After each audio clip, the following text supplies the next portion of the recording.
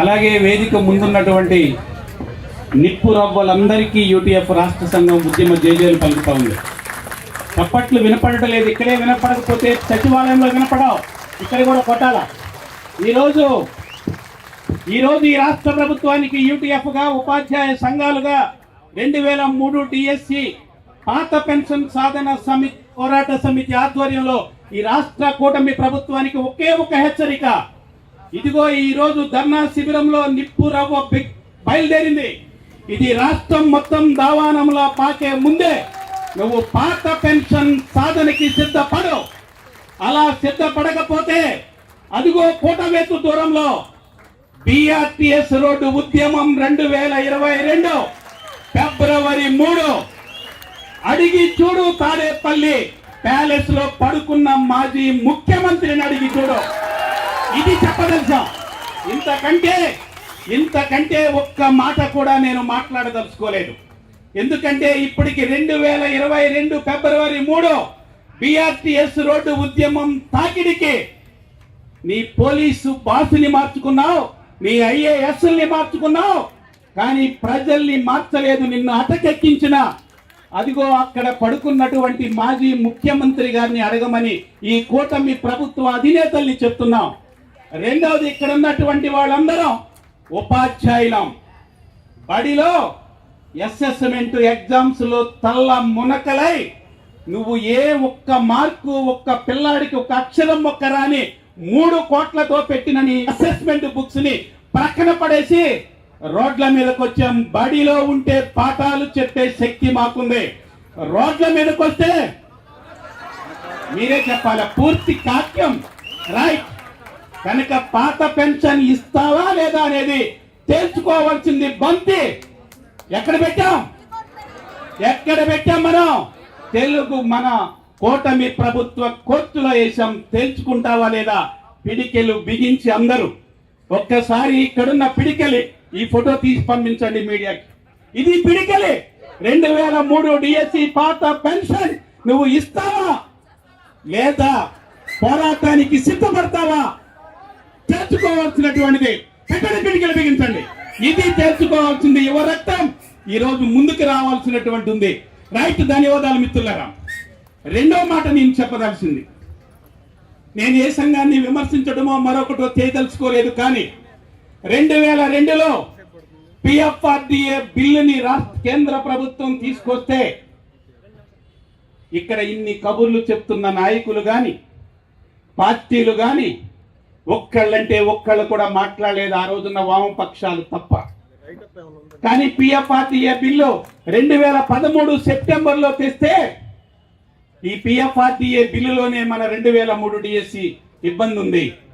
2004 నుంచి అపాయింట్ అయ్యే వాళ్ళ ఇబ్బంది ఉంది. కనుక 8 సార్వత్రిక సమ్మెలో ఈ దేశంలో కార్మిక వర్గం చేస్తే ఆ కార్మిక వర్గానికి ప్రత్యక్షంగా ఆందోళనలో పాల్గొన్నటువంటి ఘన చరిత్ర కూడా ఆంధ్రప్రదేశ్ ఐక్యోపాధ్యాయ ఫెడరేషన్ కి మిగిలిన అధ్యాపక ఉపాధ్యాయ సంఘాలకు ఉంది అనేది కూడా తెలియజేస్తా ఉన్నా.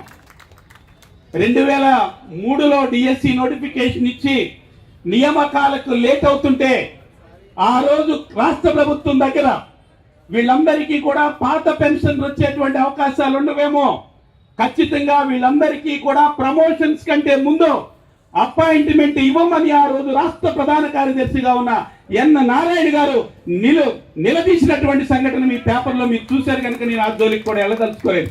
ఏమైనా ఈ కూటమి ప్రభుత్వం వచ్చిన తర్వాత వారం రోజుల్లో కలిసిన తర్వాత మొట్టమొదటి మెమోరాండం ఆంధ్రప్రదేశ్ ఐక్యోపాధ్యాయ ఫెడరేషన్ ముఖ్యమంత్రి గారిని కలిసి వారికి అభినందనలు 2 అభినందనలు చెప్పాం. ఒక అభినందన ఏమంటే ఇక్కడ మొత్తం వరద ఏర్పడినప్పుడు మొత్తం కూడా మునిగినటువంటి సందర్భంలో దగ్గరుండి 30 రోజుల పాటు వరద బాధితులందరినీ ఆదుకోవడంలో మీరు యువకుల్లాగా పనిచేశారు.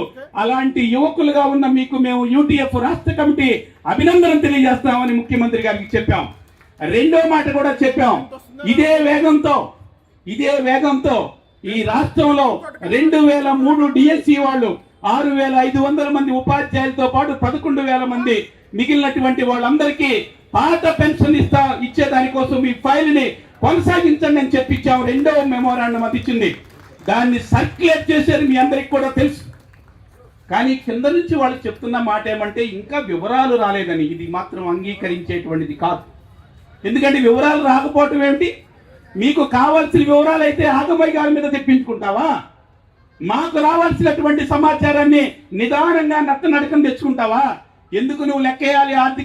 ఆర్థిక శాఖ యొక్క అధికారులు ఎందుకు మీరు మీరమేషాలు లెక్కేయాలి? ఎంత ఖర్చు అవుతుందో ఎందుకు లెక్కేయాలంటే ఇది మా హక్కు, ఇది మా భిక్ష కాదు, ఇది మా హక్కు. అందుకని ఈ హక్కు సాధన కోసం మీరు చేపట్టినటువంటి ఉద్యమం మాతో మేము కలిసి ఖచ్చితంగా ఓపీఎస్ సాధన వరకు ఈ పోరాటాన్ని కొనసాగిస్తామనేటువంటిది మీ అందరూ ప్రతినిపుకోవాలి. ఈ పోరాటం మిత్రులారా, ఈ పోరాటం మిగిలినటువంటి 2004 తర్వాత పాయింట్ అయినటువంటి ఎవరైతే ఉన్నారో వారందరికీ పాత పెన్షన్ ఇచ్చే దానికోసం ఇది పునాది కావాలని చెప్పి నేను కోరుతా ఉన్నాను. ఇక చివరిలో ఒక్క మాటే, నాకు ఇచ్చిన సమయం కూడా 5 నిమిషాలే, ఇంకొక నిమిషంలోనే ఒక్క మాట చెప్తాను మీకు. మనం పిల్లలకి కథలు చెప్తూ ఉంటాం. మా లక్ష్మణరావు గారు కూడా ఈ చాలా సందర్భాల్లో చాలా అంశాలు చెప్తారు. పదే నేను చెప్పిన గుర్తుంది. అయినా మా 2003 డిఎస్సి ఉపాధ్యాయులందరికీ ఖచ్చితంగా ఇది రాష్ట్ర వ్యాప్తంగా ఈ కథను తీసుకెళ్లాల్సింది కథ కాదు, దీని వెనకాల ఉన్నటువంటి నీతిని కిందకి తీసుకెళ్లాల్సిందే. 8వ తరగతి చదువుకునే పిల్లాడు, పైకి చేతులెత్తకండి, పైకి. 8వ తరగతి చదువుకునే పిల్లాడు, నానా నాకు ఎలక్ట్రికల్ అంటే కీ ఇస్తే నడిచే రైలు కావాలన్నాడట. కష్టపడి 500 రూపాయలు పెట్టి కొనుక్కొచ్చి తండ్రి ఇచ్చాడట. వాడు బయట పెరటిలో ఆ కీ ఇచ్చే ట్రైన్ని నడుపుతా ఉన్నాడట. కూచిచ్చి ట్రైన్ నడుస్తుంది, ఎక్కేవాళ్ళు ఎక్కొచ్చు, దిగేవాళ్ళు దిగొచ్చు, ఏ ఎదవ కోసం ఒక నిమిషం ఆగదన్నాడట. అరే వెంటనే నాన్న పేపర్ చదువుతూ ఎదవ అనకూడదురా, ఎవరి కోసం ఆగదనాలరా అన్నాడంట. వాళ్ళ నాన్న ఇంకా కోపంగా చూశాడు పిల్లాడు. మళ్ళీ కీ ఇచ్చాడు. మళ్ళీ ఏం చేశాడు? కీ ఇచ్చి మళ్ళీ నడుపుతున్నాడు. కూచిచ్చి ట్రైన్ స్టార్ట్ అయింది, ఎక్కేవాళ్ళు ఎక్కొచ్చు, దిగేవాళ్ళు దిగొచ్చు, ఏ ఎదవ కోసం ఒక నిమిషం ఆగదన్నా అంట. మళ్ళా వాళ్ళమ్మ వంటగదిలో నుంచి పరిగెత్తుకొచ్చి నాన్న చెప్తే వెళ్ళలేదు, తప్పురా నాన్న అలా అనకూడదని 2 దెబ్బలేసి దీన్ని తీసుకెళ్లి అటక మీద పెట్టేసింది. ఈ అటకను గుర్తుపెట్టుకోవాలి జాగ్రత్తగా. అటక మీద పెట్టేసిన తర్వాత పిల్లాడు అమ్మ దగ్గరికి వెళ్ళి నాన్న దగ్గరికి వెళ్ళి మళ్ళీ మారాన్ చేశాడు. నేను నువ్వు చెప్పినట్టు వింటానా, పెద్దవాళ్ళు చెప్పినట్టు వింటాను, గొడవ పడను, మంచిగా మాట్లాడతాను, ఎదవానను, నా టైం నాకు ఇచ్చే నాన్న అని గొడవ చేశాడట. గొడవ చేసేస్తే 1 గంట తర్వాత మిత్రులారా, 1 గంట తర్వాత మళ్ళీ అటక మీద ట్రైన్ తీసుకొచ్చి వాళ్ళ అమ్మ వాడి చేతిలో పెడితే మళ్ళీ తిప్పుతున్నాడు. మళ్ళీ తిప్పుతూ వాడు చెప్తున్నది ఏంటంటే, కూచిచ్చి ట్రైన్ స్టార్ట్ అయింది, ఎక్కేవాడు ఎక్కొచ్చు, దిగేవాడు దిగొచ్చు, ఏ ఎదవ కోసం ఒక నిమిషం ఆగదు, కానీ ఇప్పుడే ఒక ఎదవ కోసం 1 గంట సేపు ఆగిందన్న అంటవాడు. అంటే మారకపోతే, పాలక వర్గాల ఆలోచన ప్రభుత్వ ఉద్యోగ ఉపాధ్యాయుల మీద మారకపోతే ఏ రోజైనా సరే అటకెక్కించేటువంటి దమ్ము ధైర్యం ఉద్యోగ ఉపాధ్యాయ ప్రజలకి కార్మికులకి ఉంది అనేది ఈ సందర్భంగా చెప్పగలుగుతాం. అందుకని న్యాయమైన కోరిక ఇది. 2003 డిఎస్సి ఉపాధ్యాయులకి న్యాయమైన కోరికని నెరవేర్చాలని ప్రభుత్వం మీద డిమాండ్ చేస్తా ఉన్నాం. లేకుంటే రేపు భవిష్యత్తులో ఈ పోరాటాన్ని కొనసాగించైనా సాధించి తీరుతామని ఈ సందర్భంగా తెలియజేస్తూ, ఇంత మండు టెండలో కూడా వచ్చినటువంటి మీ అందరికీ ఆంధ్రప్రదేశ్ సాహిత్య ఉపాధ్యాయ ఫెడరేషన్ ఉద్యమ జయజయలు పలుకుతూ ధన్యవాదాలు.